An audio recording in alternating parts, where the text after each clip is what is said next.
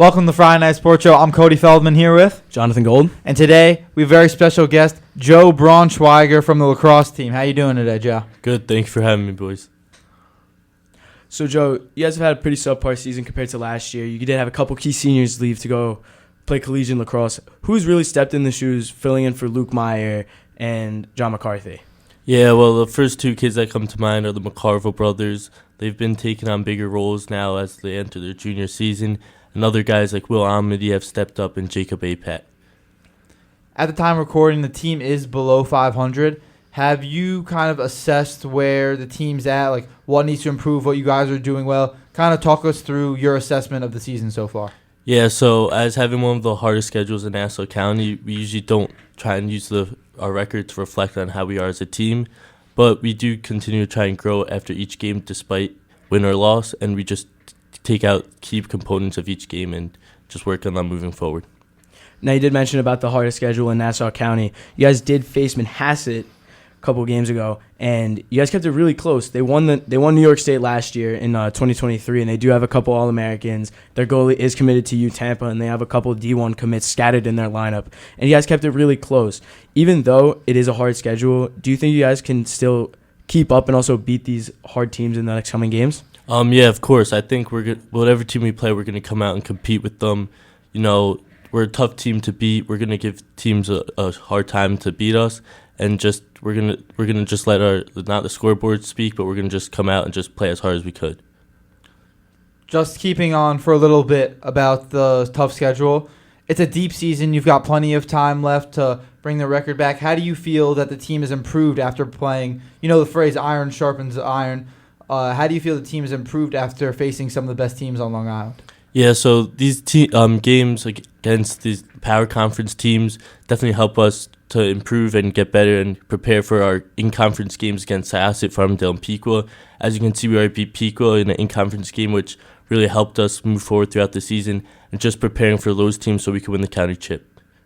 Now, especially coming off of last year's amazing season, you and your brother were put on the senior watch list by a Long Island Lacrosse Journal. You had 16 goals and 6 assists on the season, and your brother had 20 goals and 8 assists. How does that kind of twin connection help you guys in the games? Yeah, so, everything we do, we usually do it together. So just knowing where each other are on the field at all times definitely helps one another just to move the ball quick and get good looks on the offensive end. Lacrosse is obviously a huge sport on Long Island. Tons of people playing, but I'm sure there's never too many fans at a game. So as a midfielder, kind of walk us through like what a game for you looks like. Maybe try to explain to the fans at home watching this interview kind of how the game works. What's your pitch to them to start coming to some home games?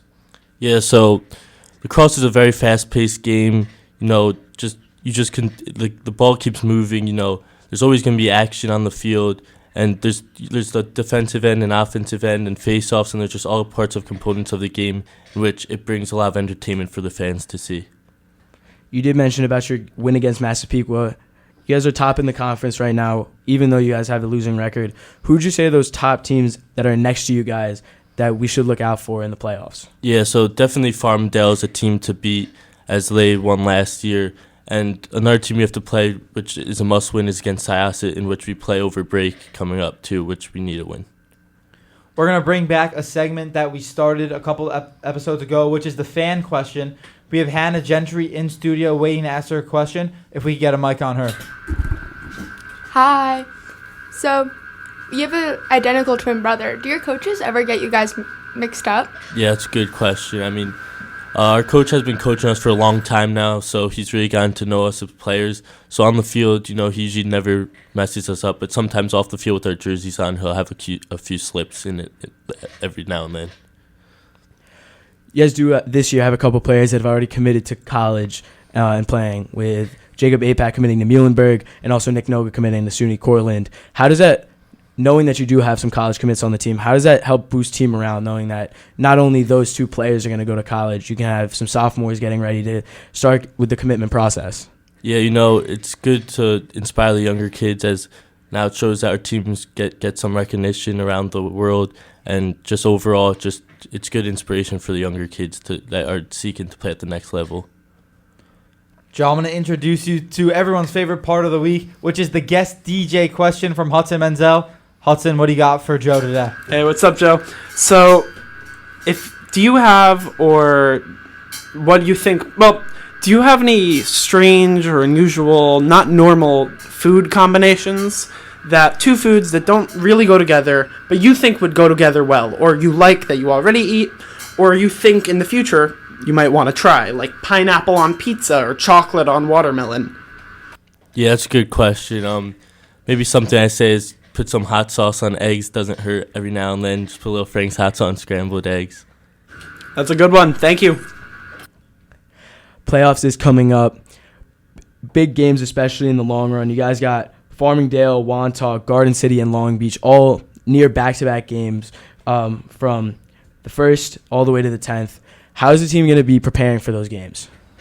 Yeah, so each day in practice, we're going to continue to throw out different scouts, watch film, prepare for each team, and just take it one step at a time. Now it is your senior year. Is there any more accolades that you're looking to reach? I'd just like to go out and win another county chip, same as we did my sophomore year. That's what I'm really looking forward to. All right, Joe, we'll be rooting for you for the rest of the season. We'll be watching on. For the rest of you at home, I'm Cody Feldman here with Jonathan Gold. Thank you for tuning in to another episode of the Friday Night Sports Show. Have a good night.